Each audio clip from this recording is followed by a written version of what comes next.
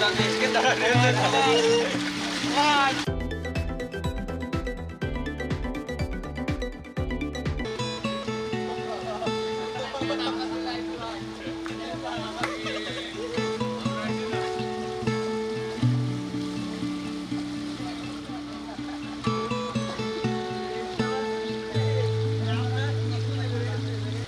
ঝিনেদা সদর থেকে আসছি, একটু সাইডে গোসল করতে আসছি। এখানে এই এই দ্বীপটা অনেক গভীরে এবং জায়গাটা অনেক ঠান্ডা। দেখেন উপরে গাছ টাছ আছে, আর ম্যাক্সিমাম যেই ইগুলো থাকে ওইটা আছে মাঠের ভিতরে, রোদের ভিতরে।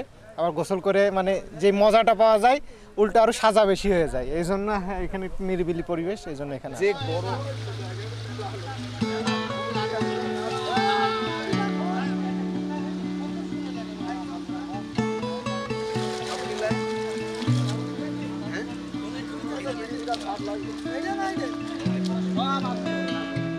টেনশনই করো না আমরা কোয়ার্টার পকেট দেখতে পারি ভাই